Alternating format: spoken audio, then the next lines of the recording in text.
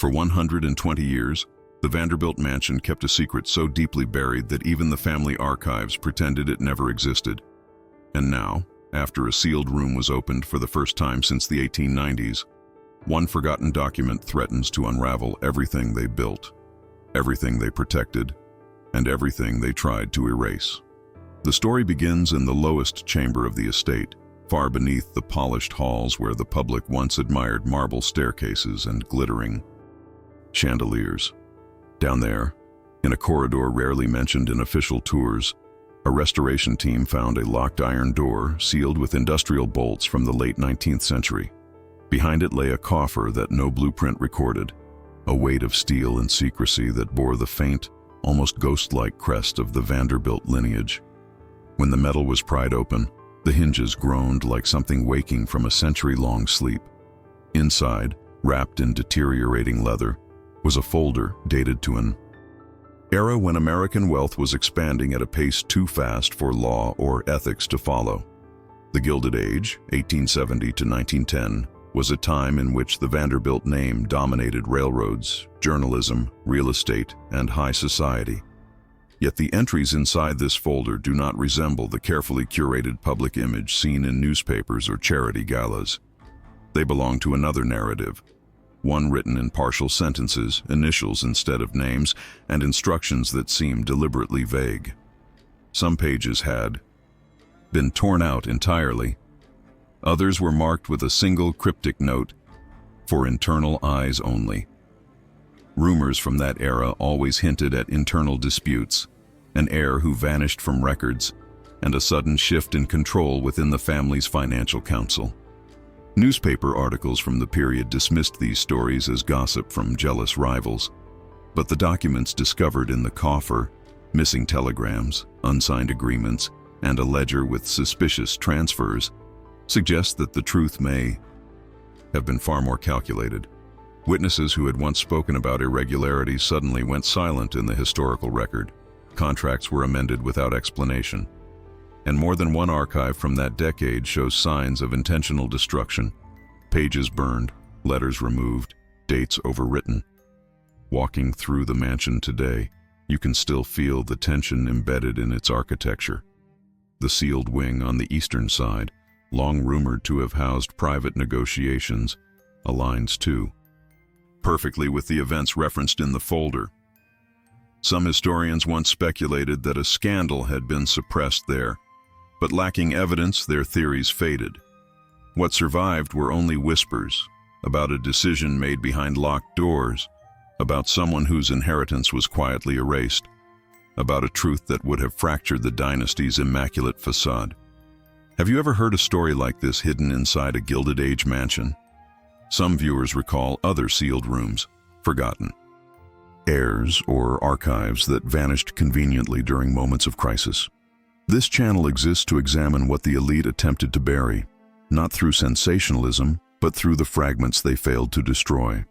And tonight, as we turn the first page of the folder recovered from that forbidden coffer, one thing becomes clear. The past wasn't silent. It was silenced. Now let's trace the first evidence found inside the sealed chamber. To understand what was hidden inside that leather folder, we have to step backward into a version of America polished on the surface and corrupted beneath it. The Gilded Age was not merely a chapter of opulence, it was a chessboard of alliances, bargains, and silent threats, each one crafted by men who believed themselves untouchable. Families like the Vanderbilts built empires on polished marble floors, but their real foundations lay in the corridors no one photographed and in the conversations that never made it into society columns. Down in the sealed wing of the mansion, the air still seems to hold the residue of those negotiations. The faint smell of ink, the metallic tang of iron bolts, the echo of a door closing a second too firmly. Back then, railroad tycoons controlled time itself. Trains arrived when they said, stocks rose because they willed it. Journalists printed what they approved. And yet, as I sifted through the pages retrieved from that forgotten coffer, I found something striking. Carefully abbreviated names, initials. Without context, meeting times without locations. These weren't stylistic choices. They were shields, The elite understood that paper, if too explicit, could betray them decades later. So they developed a language of omission. A half-written sentence could carry the weight of an entire conspiracy, and a single crossed-out line might signal the end of someone's inheritance. Even now, as the documents rest under archival lighting, the silence between the words is louder than any confession. In one note, the hour 1047 appears 3 times, each circled in graphite. Just below it, the initials ER hover next to a broken line, as if the writer hesitated, debated, and then chose to conceal the rest. The handwriting shifts slightly, the pressure on the page stronger. A pause, a pivot, an instruction written in a colder hand. Hold until further notice. In the context of railroad negotiations, that phrase could refer to assets, routes, or even individuals. But here, in a family folder that never should have resurfaced, it feels like a command directed at a person. And that is the undercurrent no one discusses openly. Behind every gilded facade was a fear. Scandals weren't just embarrassing, they were financially catastrophic. A rumor of succession disputes could sink shares. A fragment of a leaked letter could fracture alliances with Washington. And a misplaced telegram could expose relationships the public was never supposed to imagine. You can almost sense the tremor of hesitation in those pages. The smudged ink, the hurried punctuation, the blank spaces where a name should be. Reading them now, long after the participants are gone, you feel the weight of choices that shape the dynasty's survival. Diante de anotações assim, you wonder, would you speak or would you stay silent to protect a legacy built at such cost? It is in these subtle gestures, ink pressed too hard, margins trimmed, envelopes sealed twice, that the true story breathes. There were witnesses once, but their statements vanished from archives in the 1910s. Clerks reassigned, letters missing from probate files. A journalist transferred unexpectedly to Chicago after pursuing a lead involving a V. The pattern becomes unmistakable. Someone was being extracted from the official narrative, a hidden heir perhaps, or a relative whose presence threatened the pristine image presented to society. Families of that era excelled at erasing. They burned correspondence, bribed archivists, rewrote genealogies. Dark legacy, they called it privately. A secret kept not through silence, but through constant, deliberate noise. Public philanthropy, charity balls, grand openings, each event designed to drown out what lay beneath. As I read the final sheet in this section of the folder, my eyes linger on a curious detail. A name once written boldly in fountain pen, now scraped away so meticulously that the fibers of the paper fray under the light. Just above it, a faint pencil arrow points toward a door that should not exist, one that appears in no blueprint of the mansion. And for a moment, the room seems to tighten, as if holding its breath, waiting for a truth buried 120 years to surface at last. The torn page surfaced near the bottom of the leather folder, folded in on itself as if trying to shrink from the light. When I pulled it free, a soft crackle filled the room, the sound of paper that had spent decades learning how to hide. Its edges were uneven, ripped by a hesitant or hurried hand, and the ink had bled slightly where moisture once seeped in. Yet even in its damaged state, the document carried the unmistakable structure of a financial agreement.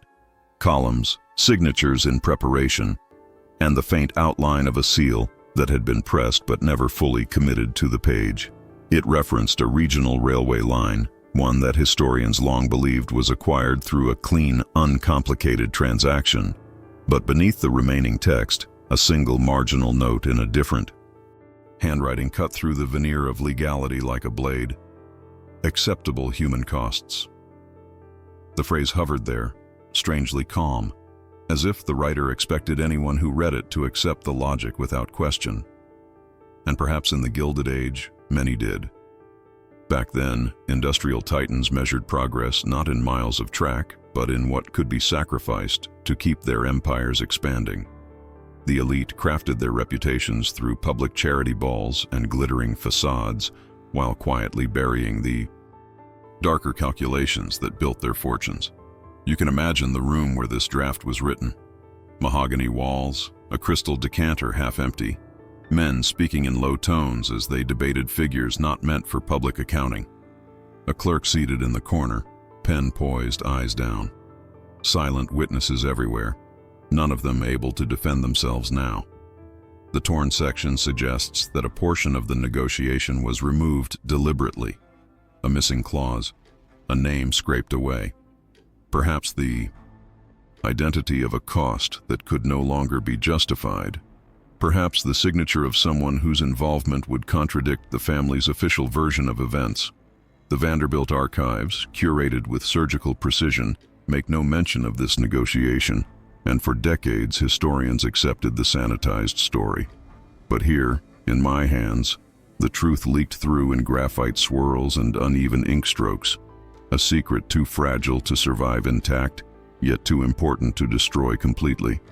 When I angled the page toward the light, faint indentations revealed words pressed into the fibers, traces left by a pen that had moved across a sheet resting above it. Delay announcement, reassess succession, keep press out. These whispers from another age blend seamlessly with what we know of Gilded Age image control. Tycoons routinely fed newspapers curated narratives, swapping exclusive access for silence on matters that could fracture their standing.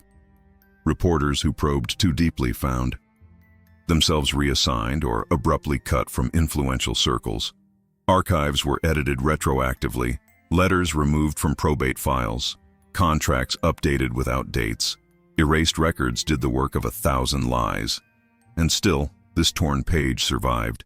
Someone must have hidden it in the folder deliberately, not to expose the truth, but to bury it under so many incomplete documents that no single fragment could be fully understood. A paradoxical kind of concealment, hide everything together, so nothing stands out. It fits the logic of forbidden rooms, of sealed wings, of decisions made behind closed doors where reputations were shielded with the same care as fortunes. As I examined the paper again, a shadow from the desk lamp revealed an even more unsettling detail. Near the bottom margin, a name had once been written boldly, but was scraped away so thoroughly that the paper thinned to near transparency. Only the tail of a single letter remained, its curve bending toward the blankness. Like a plea interrupted, the erasure doesn't match the tear. It was done separately, with intent. And somewhere in the mansion's long-forgotten floor plans, not far from that damaged page, there lies a small room with a door that appears in no official blueprint. A door waiting for someone to ask why it was ever built at all. The name appeared on the back of an otherwise unremarkable letter. An internal note discussing routine logistics for the railway board, typed cleanly on onion skin paper. At first glance, it was the kind of correspondence that filled drawers in every Gilded Age office. Dates, allocations, a reminder for a meeting in the city. But when I turned the sheet over, a circle drawn in dark graphite stopped me cold. Not the family name everyone expected, not Vanderbilt, but the surname of a young heir whose presence in the historical record flickers like a candle that someone kept trying to snuff out. One of the vanished ones, one of the hidden heirs. The graphite mark was quick, almost urgent. The circle pressed hard into the paper, leaving a faint impression on the page beneath it. Whoever drew it wanted no ambiguity. They were pointing towards something, or someone, who should never have been involved, or perhaps someone who should never have been erased. And yet, despite this single surviving clue, the official narrative from the early 1900s mentions nothing more than a sudden trip abroad. Newspapers called it a voluntary sabbatical, a necessary rest, a young man overwhelmed by promise. But those polished sentences dissolve the moment you cross-reference shipping records from the East Coast. No name, no booking, no arrival in Europe, not even a canceled reservation. It is as if he ceased to exist the very week the letter was written. In the dim reading room where I examined the document, the quiet seemed to shift as I traced the graphite circle with my fingertip. The lamp buzzed faintly, and the shadow of the circled name stretched across. The table like something trying to reach forward after a century of forced silence.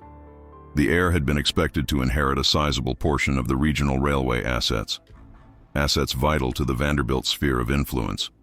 His absence cleared a path for others. A convenient absence, a silence that benefited many.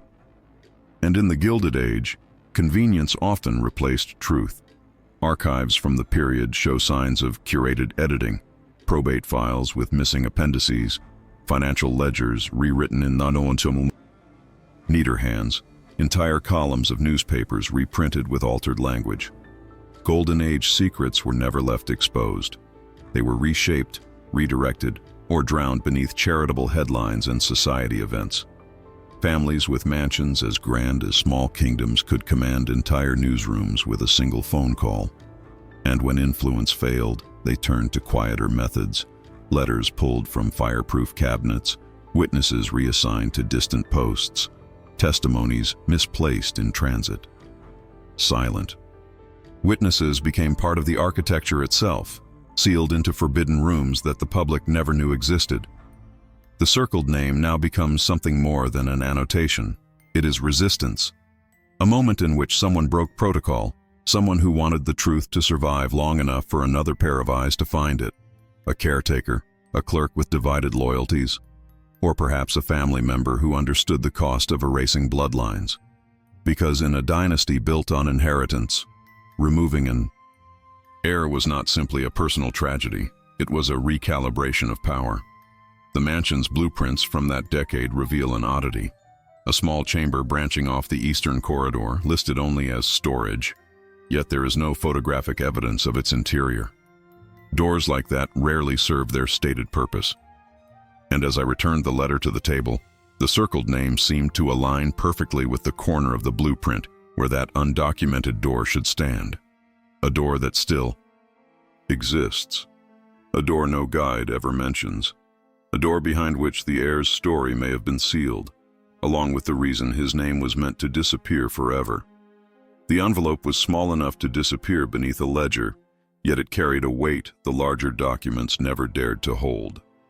Its seal, once pressed firmly with a family crest, had cracked long ago, leaving a faint residue of wax that clung to the paper like a memory refusing to loosen its grip. When I slid the letter out, the texture shifted. This paper was softer, handled more often, its edges bending rather than breaking. It did not belong to corporate archives or legal negotiations. It belonged to someone who wrote with trembling urgency, someone untrained in the polished diction of boardrooms, a distant relative perhaps, someone with little influence, but with enough courage to put grief into ink. The handwriting stretched unevenly across the page. Words rose and dipped. Letters leaned desperately toward one another. And in the center of the letter, the young heir's name appeared. Not circled, not crossed out, but underlined with a wavering line that seemed to plead through time. The message implored the family to bring him back, to restore what is owed, to correct a mistake before it becomes irreversible. The tone stood in stark contrast to the froideur of the other documents. The official ledgers spoke in numbers, the memoranda spoke in commands, but this letter breathed like a last attempt to stop an internal fracture from becoming permanent. In the reading room, a draft passed over the page, stirring the loosened fibers.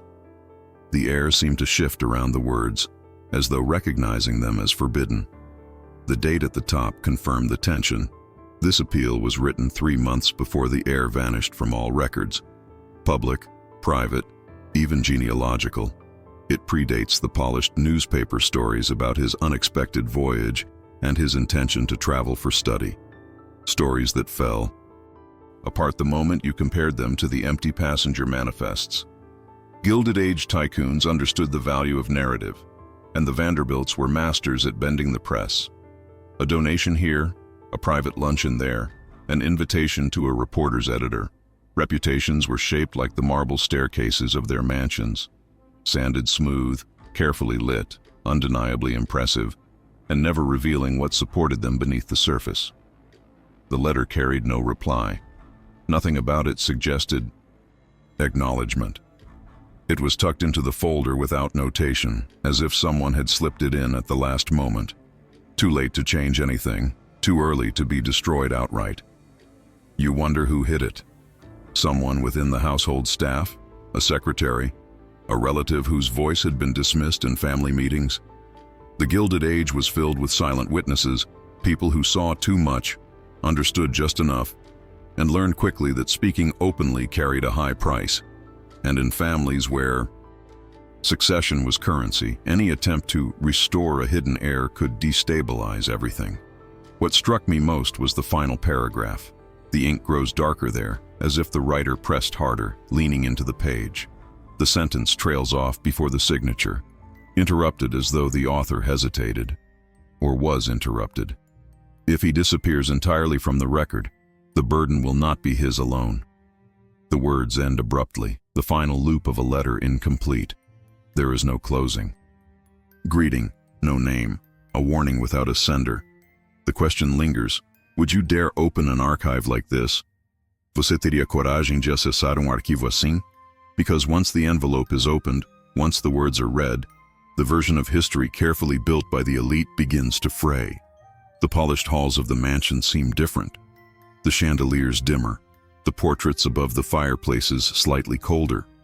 As I placed the letter back into its envelope, a sliver of something else caught my attention. A photograph half hidden beneath the stack, its corner bent.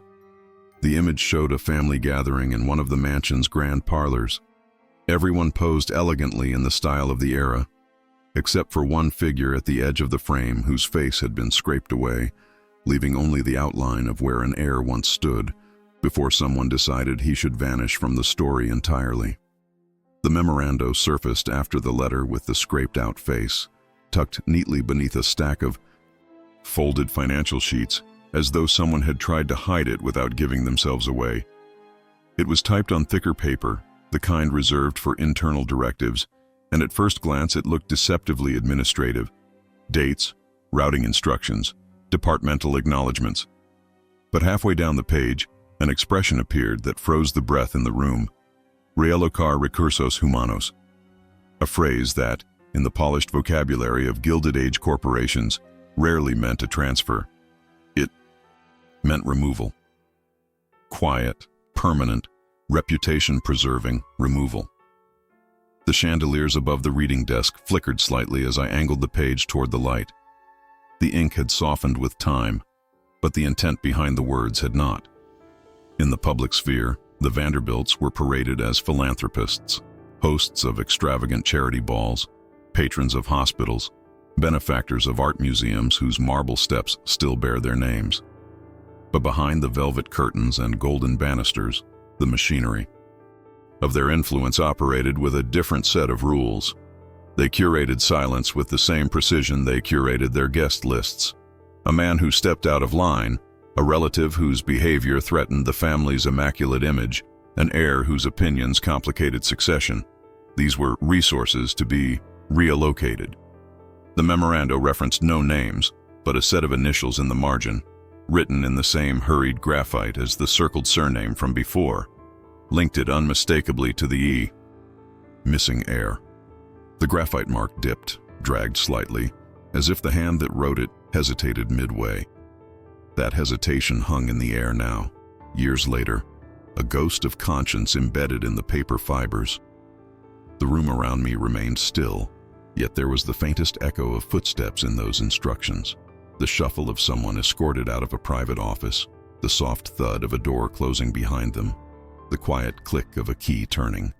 The Gilded Age perfected that kind of choreography.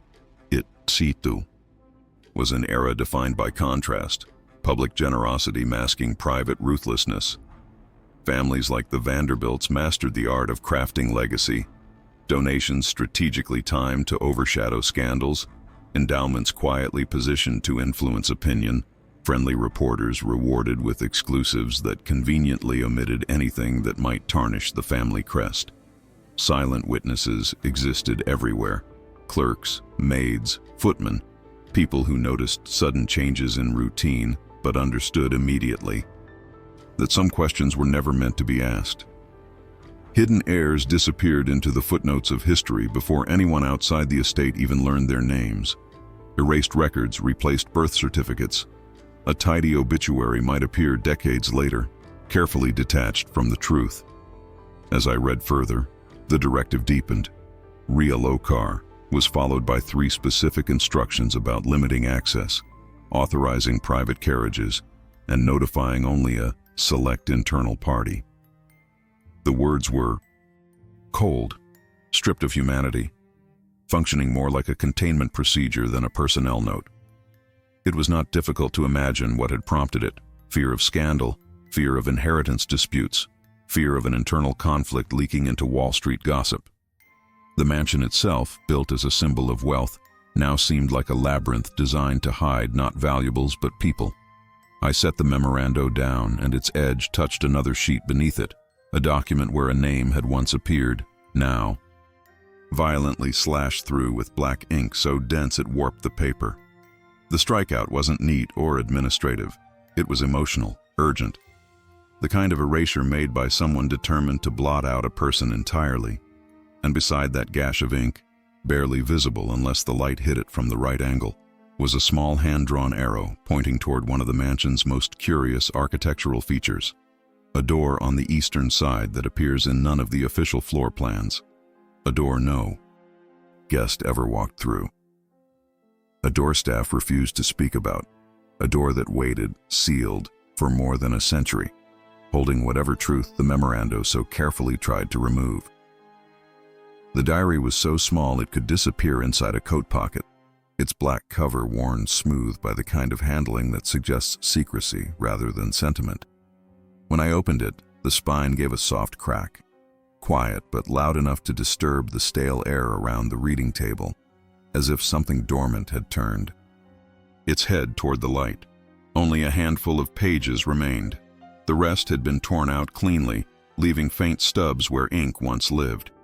Still, what survived rearranged the entire timeline of the heir's disappearance. The first entry was dated during a season of grand festivities, days when newspaper photographers lingered outside the mansion gates, waiting for glimpses of gowns and diamonds. Yet the handwriting inside these pages contradicted that public glow entirely. A clipped line at the top read, "Doors locked again today." Below it, a hastily sketched arrow pointed toward the eastern wing, the forbidden corridor whose door did not appear on any official blueprint. The ink wavered slightly, as though written in dim lighting or under the weight of uncertainty. Another sentence trailed beneath. Visitors restricted to the west parlor. Staff instructed to use alternate routes. These notes formed a shadow version of the mansion, one hidden behind the facade of philanthropy and evening. Balls. Turning the page, the lighting in the reading room seemed to dim. The next entry described unusual movement at dawn. Private carriages brought to the side entrance, curtains drawn before they rolled to a stop. The diarist mentioned a hushed conversation between 2 senior staff members, their gestures tight and guarded as they stood at the top of the servant staircase. One paused mid-sentence, glancing over a shoulder before lowering his voice.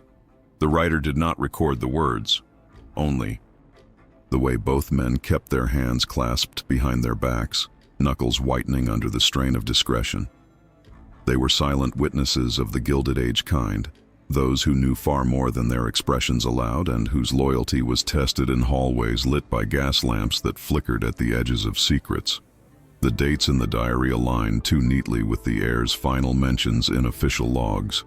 On one page, the writer noted, "He remained in the East Wing all morning. 2 consultations. After supper."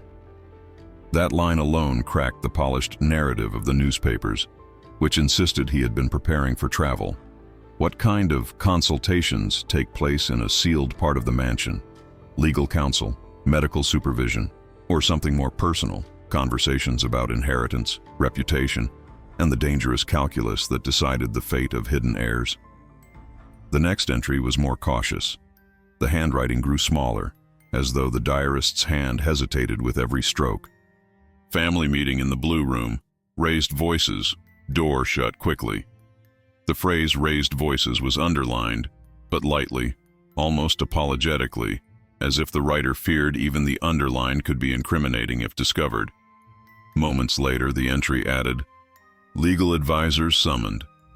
That combination, tension, A sealed room, lawyers arriving without announcement, was not the pattern of a family preparing a young man for a pleasant voyage.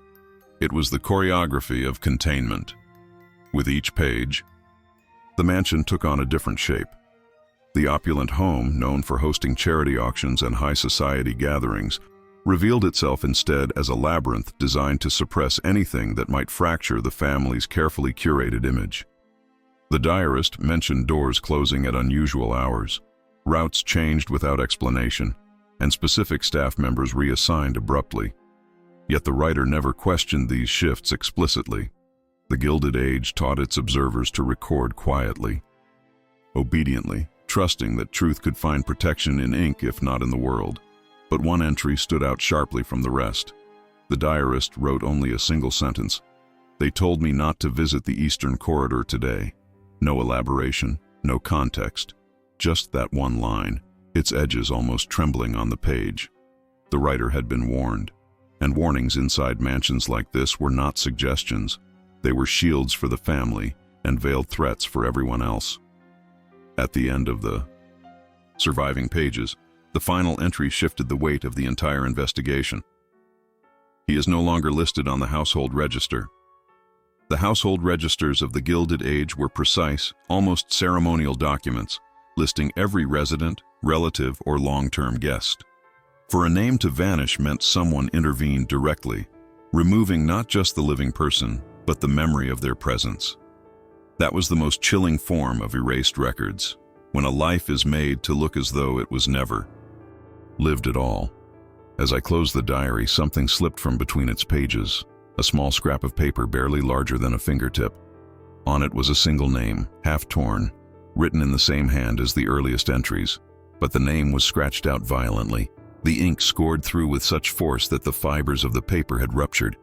Beneath that violent line, faint but still visible under the lamp, was a penciled outline of a door, not the grand entrance, not the servant's stairwell. A.E. Door in the eastern wing, one that should not exist, yet keeps returning again and again. Like a memory the mansion itself refuses to let die. The telegram was pressed so tightly between the diary pages that, for a moment, I mistook it for a scrap of binding. Only when I slid it free did the paper release a faint, brittle sigh, the kind that comes from decades of waiting without purpose. Telegram forms from the early 1900s were unmistakable. Thin, stiff, slightly waxy, designed to survive long journeys through the clattering machinery of the telegraph offices. But this one had never traveled. Its edges were too sharp, its fold too precise, and across its blank message field, written in a hurried, slanted hand, were only 3 words. "He knows too much." There was no signature, no date, no destination, just the warning, raw, abrupt, and heavy in its simplicity. The ink pooled slightly at the tail of the final letter, as though the pen had paused there, hovering above the page before the writer's hand pulled back. The room around me seemed to respond to that hesitation. The lamp hummed faintly, its light trembling across the telegram's surface. It was as if the air itself recognized the gravity of those 3 words, preserved through a century of curated silence. In the Gilded Age, telegrams were more than communication. They were evidence. Every message passed through an operator who read it, logged it, and stamped it with time and origin. Sending something dangerous was an act that left fingerprints in the public record. Tycoons knew this. Politicians feared it. Families with dark legacy concerns learned to weaponize or avoid telegrams entirely. A message like this, short, damning, unambiguous, was the kind that could collapse alliances, ignite investigations, alter succession. And so it was written, but never sent. I unfolded the telegram fully, and the paper resisted slightly, as if reluctant to expose what had remained hidden for so long. Beneath the message field, the standard lines for from and to were left blank, though a faint indentation suggested the beginning of a name. 1 letter, maybe 2, abandoned mid-stroke. The writer must have realized what transmission would mean. Telegraph clerks were discreet but not silent. Secrets that traveled through wires rarely stayed contained. The telegram reframed the entire mystery. Up to this point, the question had been why the heir vanished. Now it shifted to what he discovered and who feared the consequences. The diary's mention of restricted wings, legal consultations, and sudden reassignment now gained sharper edges. Hidden heirs were inconvenient, but knowledgeable heirs were dangerous, especially those who witnessed the parts of Gilded Age wealth that were never photographed. Backroom negotiations, off-ledger transactions, agreements sealed in smoke-filled parlors, and the manipulation of public perception through carefully courted journalists. A gust of cold air slipped under the reading room door, brushing across the telegram and lifting its corner slightly. The movement revealed something on the back, an imprint created by pressure rather than ink. I tilted it toward the light. Slowly, letters emerged in reverse, a ghost text pressed from another sheet that once lay above it. Meet before announcement. That word, announcement, appeared repeatedly in the other documents. Succession announcements, financial announcements, public relations announcements, all meticulously planned to preserve the family's image. So what announcement was postponed? And why did someone believe the heir knew too much to allow it? The telegram offered no answers, but the silence around it did. The edges were crisp, but the center of the page had softened slightly, as though it had been held often, turned over, reconsidered, nearly destroyed. Someone wrestled with the decision: send it and risk exposure, or hide it and live with whatever the heir might reveal. I placed the telegram beside the diary, and the contrast between them struck me. One document whispered observations, the other screamed warning. Together, they formed the outline of a story that had never reached the newspapers, never entered university archives, never made its way into the polished biographies of railroad titans. O que você faria se encontrasse algo desse tipo enterrado na Era Dourada? Would you seal it again, preserving the version of history crafted by those Golden Age secrets? Or would you trace the ink back to the hand that wrote it and the truth that hand tried desperately to contain? As I slid the telegram back into its envelope, something stiff brushed against my thumb. A small photograph tucked behind the paper. When I pulled it free, the dim light caught a face that had been violently scraped away, leaving only the silhouette of a figure standing before a door in the eastern wing. A door that appears in no blueprint. A door that seems to follow this investigation like a shadow. And behind that scratched-out face, barely visible through the damaged emulsion, was the outline of an object pinned to the door, an object that absolutely should not exist in the official history of the Vanderbilt estate. The financial document emerged from the folder with a different weight than the others, as if the paper itself resisted being touched.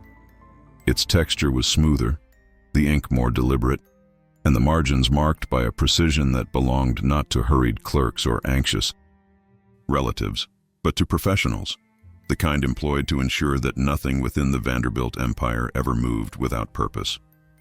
When I spread the sheet across the table, the lines of numbers appeared harmless at first, neat columns detailing transfers, allocations, and development expenses.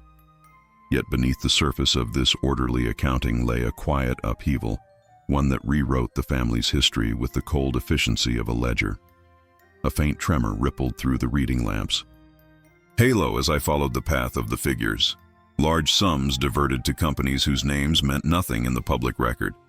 Entities incorporated in neighboring states at addresses that led only to empty lots or vacant warehouses. Payments authorized by individuals who held no official leadership role in the railroad enterprise. And in several places, a single recurring notation etched in a lighter shade of ink: parallel operations. In the lexicon of the Gilded Age, that phrase was a veil. It, too, could mean anything: off-ledger investments, influence payments, or quiet arrangements designed to silence dissent. It was a technique common among the era's industrial magnates: create financial shadows deep enough that the public narrative could remain spotless. A carriage rattled somewhere outside the archives, its sound filtering faintly through the window panes, and the brief vibration made one of the columns shimmer. That small tremor revealed a detail I missed at first, a string of transactions clustered around the same weeks mentioned in the diary entries. Those weeks when the eastern wing was sealed, when private consultations filled the hallways, when the heir's name appeared for the last time on the household register. The sums involved were substantial, too substantial to be routine operational expenses, enough to buy silence, enough to relocate a witness, enough to fund a discreet medical stay or a private institution, enough even to incentivize members of the press to publish a version of events that aligned with the family's preferred history. During the Gilded Age, the press wasn't merely reporting news. It was often curating stories on behalf of its wealthiest patrons. A donation to a publisher's charity, a quiet partnership with a prominent editor. The right exclusive photograph of a Vanderbilt ball could eclipse a rumor within a single news cycle. And the rumors existed, though barely. A handful of archived society pages from the era contain vague references to internal unrest or a youthful indiscretion within a prominent family. But these mentions vanish suddenly, replaced by glowing coverage of philanthropic initiatives. It was as if a hand reached into the public consciousness and redirected the gaze before anyone could look too closely. Tracing the document further, I found a sequence of entries marked by a simple dash, followed by initials that matched no one in the family. These initials appeared beside payments labeled transition costs. The handwriting beneath, likely added by a secondary clerk, offered a reluctant annotation. As instructed, retain no copy. Yet here it was, surviving only because someone, somewhere chose not to follow that order. A fracture in the machinery of silence.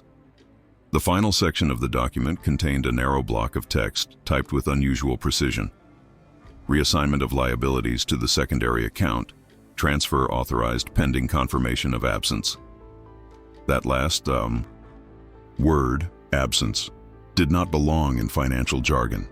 It belonged to people, heirs, witnesses, obstacles, silent witnesses whose removal allowed the empire to operate without disruption. In the margin beside this line, a thin pencil mark curved into a hesitant half-circle, as though the hand holding it faltered mid-stroke. The curve stopped just short of forming complete emphasis, and beneath it, faintly, someone had begun to write a name. Only the first letter remained before being struck through. With thick violet ink, the same ink that appeared on the photograph of the scraped-out face. The same ink that marked the documents connected to the forbidden rooms of the mansion's east wing. When I lifted the page, a shadow behind it aligned perfectly with the outline of the door that should not exist. A door unlisted on the mansion's blueprints. A door tied inexplicably to every clue uncovered so far.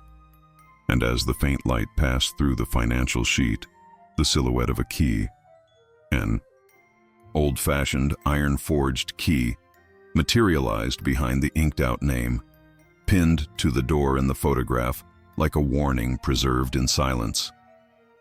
A key that contradicts every official account of the estate. A key that was never meant to be found. A key waiting, even now, for the door it once belonged to. The eastern wing of the Vanderbilt mansion was never meant to be a place one simply walked into. Even today, in its preserved state, the air there behaves differently, cooler, stiller, carrying a faint mineral smell like stone that has not breathed freely in decades.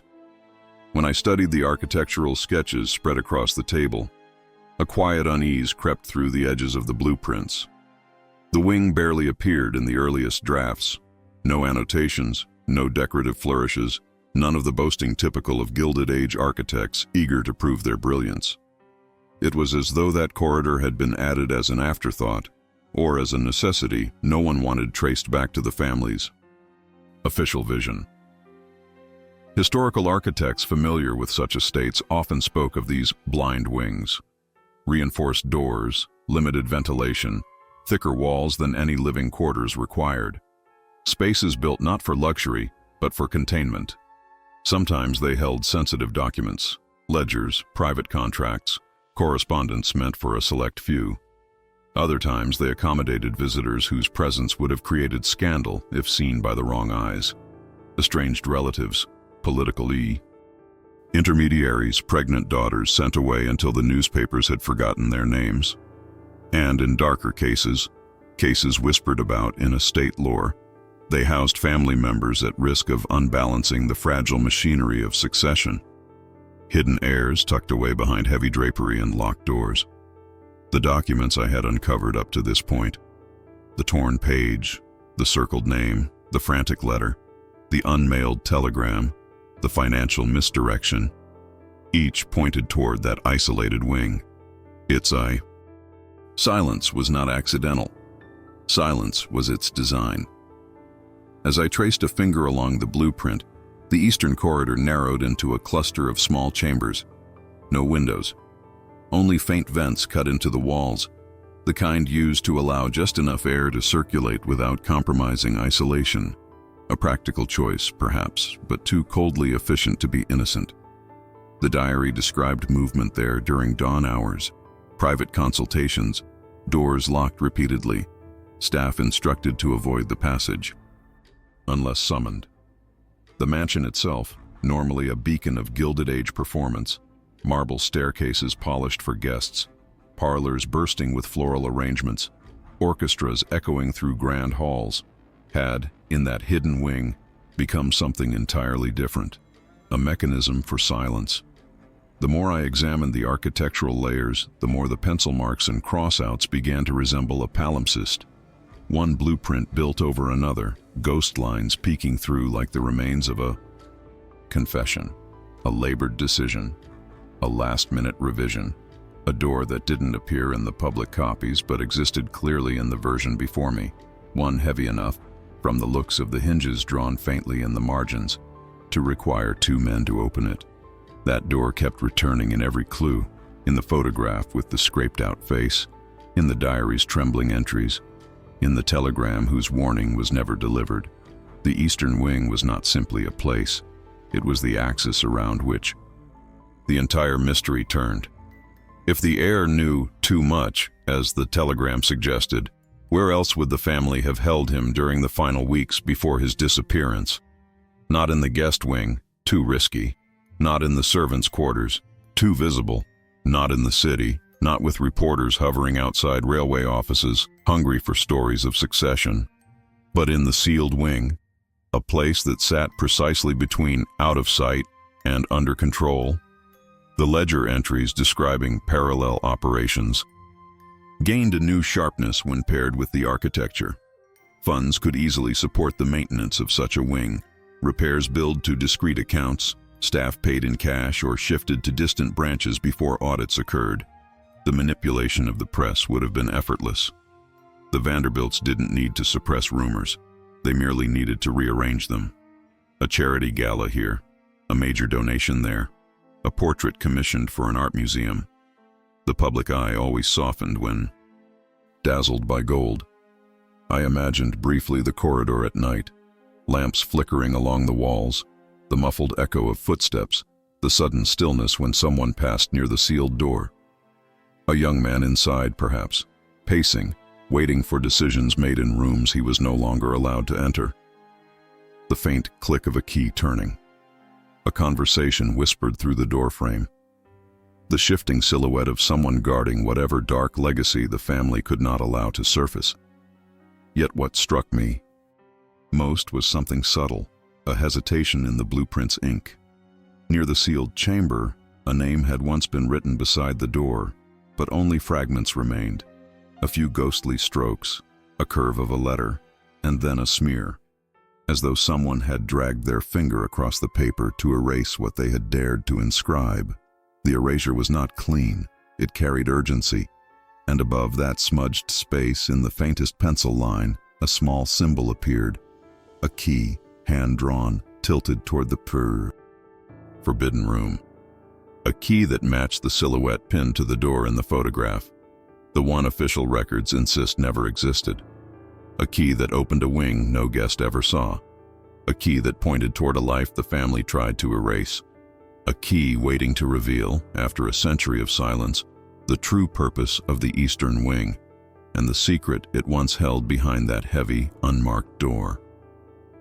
The final document lay so flat against the bottom of the folder that, for a moment, I mistook it for part of the lining. Only when I lifted the stack did its edges peel upward with a soft rasp, revealing a sheet of paper the color of old ivory, aged, but preserved with the kind of care reserved for items meant to survive scrutiny, should scrutiny ever come. When I unfolded it, the draft of a memorandum revealed itself in carefully typed lines. The heading bore the unmistakable formal language of succession: proposal for interim reorganization of responsibilities. Beneath it, in sharper lettering, a single phrase someone had begun to underline before stopping abruptly. In light of the prolonged absence, the heir's name was never printed. Instead, a blank line stretched across the page like an accusation, waiting for the missing piece the family refused to acknowledge. The absence itself had become the name. The memorandum was meant to be the final erasure. All the preceding documents hinted at containment, misdirection, and silence. But this draft, the one that no one dared sign, was the consequence. If completed, it would formalize the shifting of power within the Vanderbilt sphere. It would rewrite the lineage, and most importantly, it would validate every hidden mechanism employed in the months prior. The fraudulent financial transfers, the sealed wing, the hurried consultations, the unmailed telegram with its 3-word warning. Everything pointed to this moment. The lamp beside me flickered as I ran my eyes along the margins. Handwritten notes crowded the edges, hesitations, alternatives, soft corrections that hinted at disagreement among those involved. One line read only, "Timing critical, press must be managed." Another, scrawled more urgently, repeated the word optics 3 times. In the Gilded Age, legacy was not simply wealth, it was narrative. And narratives were crafted with the same meticulousness as the grand mansions that bore the family names. A faint draft passed through the archive room, lifting the corner of the memorandum and revealing an indentation beneath it, a mark left by something that rested on the paper long ago. I tilted the page toward the light, and lines emerged like echoes. Someone had written a name there, pressed so firmly the indent remained even after the ink was scraped away. The shape of the letters was unmistakable, the missing heir. The ghost of his name lingered despite every attempt to carve him out of the family's history. I placed the memorandum flat again, and suddenly the entire timeline snapped into alignment. The torn page discussing acceptable human costs, the frantic letter pleading for reintegration, the diary entries noting the sealed wing, the telegram insisting he knows too much, the shadow ledger with its parallel transfers. And now this, an unsigned reorganization prepared quietly, waiting for the right moment to eliminate the heir not only from the mansion, but from the bloodline itself. In the dim quiet, the paper became less a document and more a confession, a relic of guilt, born by someone who lacked the courage to sign what the family demanded. The unfinished signature line stretched downward like a cliff's edge, abrupt, cold, refusing closure. Perhaps the signatory hesitated. Perhaps the scandal was too fresh. Or perhaps, somewhere in that sealed wing, a conversation had taken place that made the final stroke impossible. At the bottom of the page, a pencil notation curved downward. Archive copy, to be destroyed after approval. But the approval never came. And the copy remained. Not by oversight, but by intention. Someone wanted this version preserved, hidden in plain sight among mundane paperwork, waiting for an eye willing to read between the lines. As I began to return the memorandum to the folder, a slip of thinner paper fell from behind it. It fluttered soundlessly to the table, landing face down. When I lifted it, the breath caught in my throat before I even understood why. It was an early draft of the same memorandum, almost identical, except for one detail that froze the room around me. The heir's name had once been typed in full, then violently struck through. The ink was so dark it bled through the sheet, staining the wood beneath it. And just above the blacked-out name, drawn faintly in graphite, was a simple sketch, the outline of a door. The same unlisted door from the eastern wing, the same door from the photograph with the erased face, the same door that kept resurfacing in every traced line of this dark legacy. A door the family tried desperately to pretend never existed, and a door now waiting, after 120 years of silence, to reveal why that memorandum was never signed. The last pages of the folder did not reveal themselves so much as emerge, the way something long submerged rises only when the weight above it finally shifts. They were thinner than the others, almost translucent, each sheet bearing the faint scent of smoke, as if they had once been close to flame, close enough for heat to kiss the edges, but not enough to consume them. When I spread them across the table, the arrangement formed no linear narrative, no single document delivered certainty, but together, overlapping, contradicting, echoing, the papers created a shape. Not a confession, but the outline of one. The margins held more truth than the typed lines. Impressions from torn pages, half-erased annotations, graphite hesitations that revealed fear more clearly than any signature. A word scratched out here, a date amended there, a name pulped into a gray smear. Erased records, silent witnesses, hidden heirs, each fragment pointed toward the same conclusion the family would never allow spoken aloud. The heir had not left voluntarily.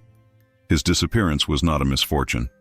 It was a decision, and decisions of that kind were never made lightly in the Gilded Age. The elite understood their power as both inheritance and performance.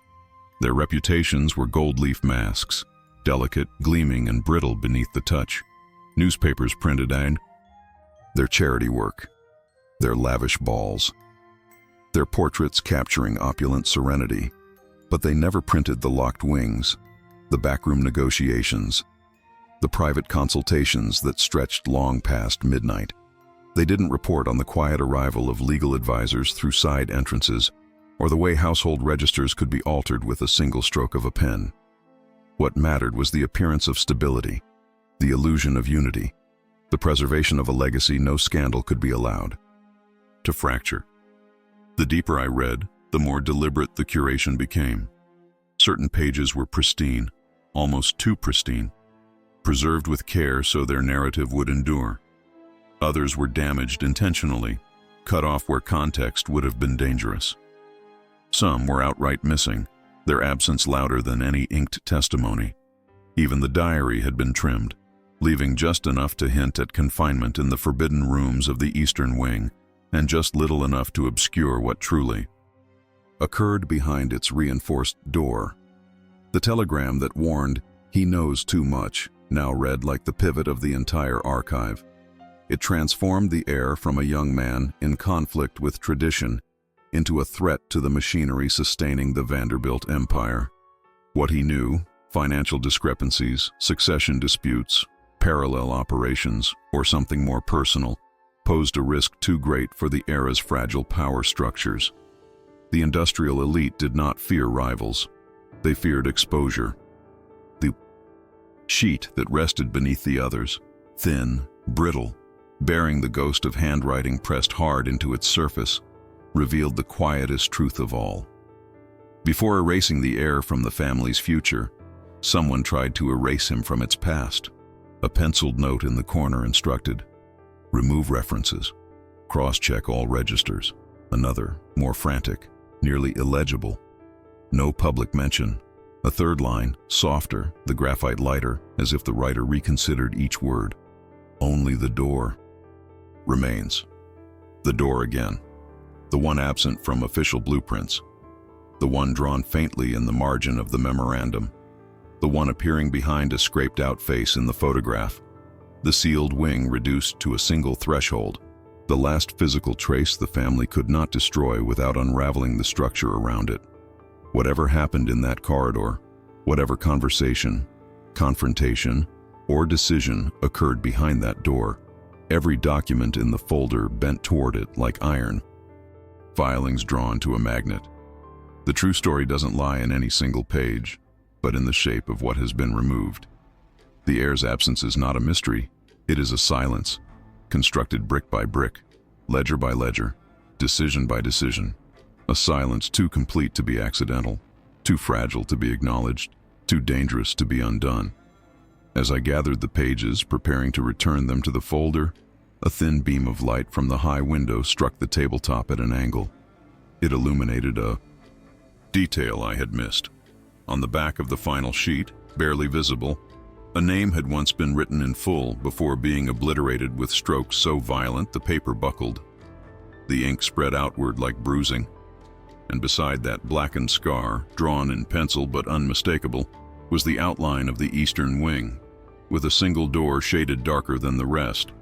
A door the family never spoke of, a door no record admits existed, a door waiting, after 120 years, for someone to turn the key.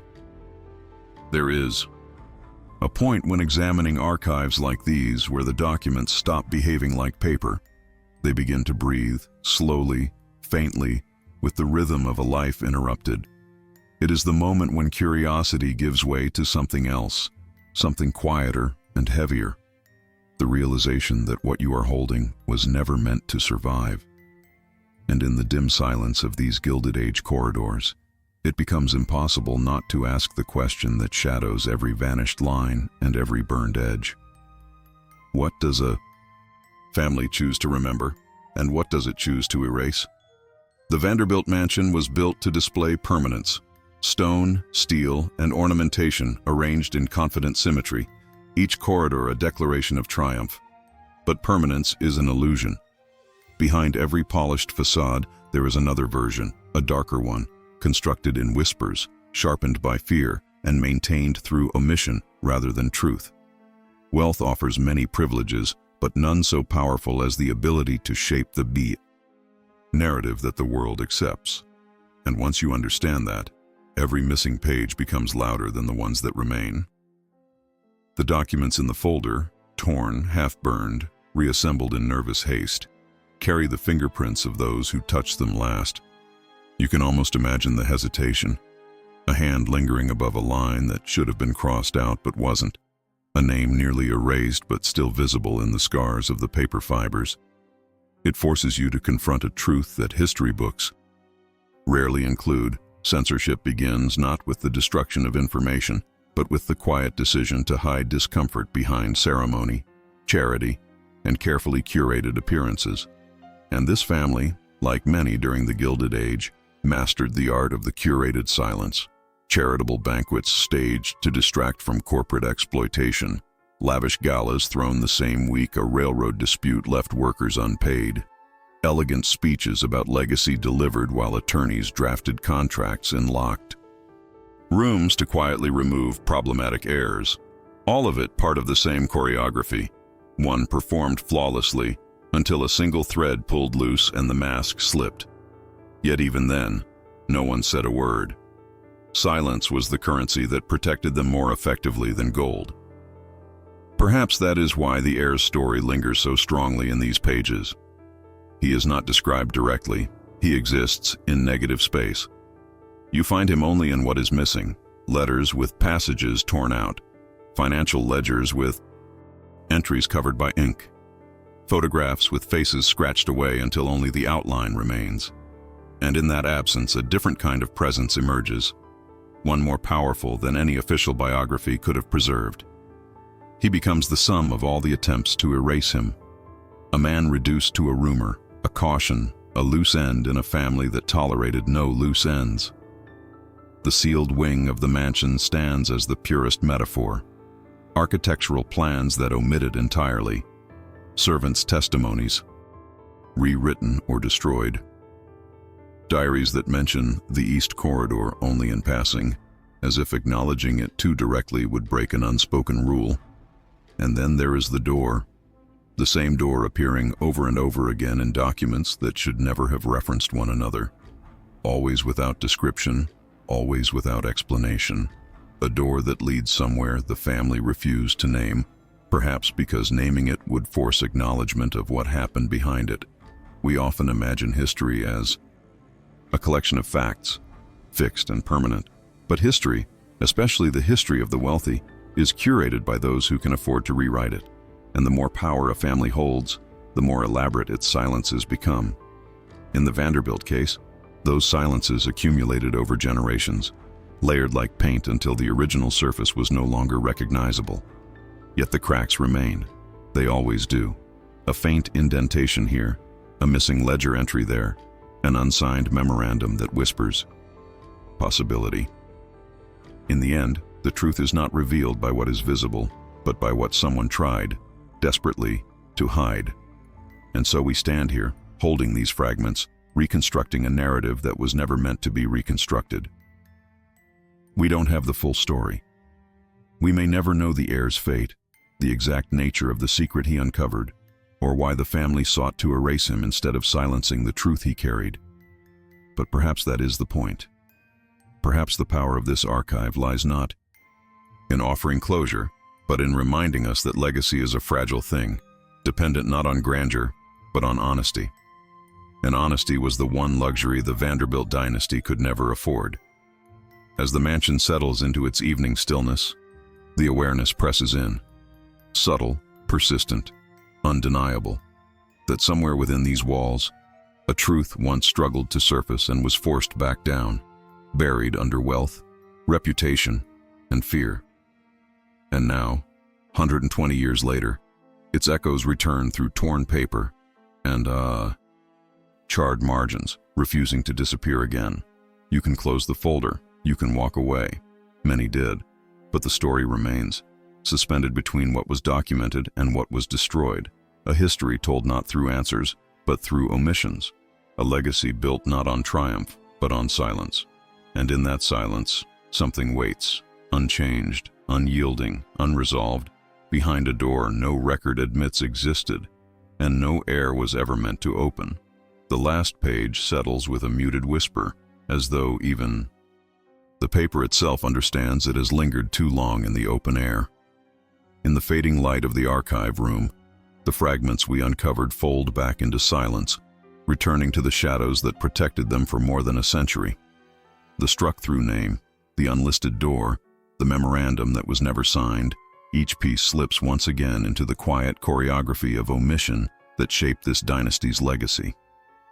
Nothing is resolved, and perhaps that is the most telling detail of all. In houses like these, truth rarely stands in the center of the room. It waits at the edges, watching, patient, unclaimed. The corridor beyond darkens as the hour turns, its long carpet absorbing the last traces of daylight. Doors close softly, one after another, as if the mansion itself is reclaiming its secrecy. What remains on the table are only impressions, the weight of decisions buried under wealth, the thin line between philanthropy and control, the echoes of a vanished heir whose story was dismantled piece by piece until only silence remained. And still, somewhere past the sealed wing, another unanswered question waits, just out of sight, just beyond the reach of the lamplight. Should you wish to leave your own interpretation of the heir's disappearance, your reading of these erased records and silent witnesses, leave your thoughts below. Every perspective helps illuminate what history tried so hard to bury. And if the resonance of this investigation lingers with you, let us know. It tells the algorithm that these forgotten halls are worth opening again, worth wandering through once more.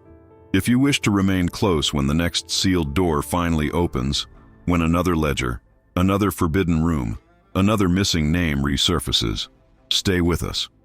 There are other wings in this mansion, other archives preserved for reasons no one ever explained.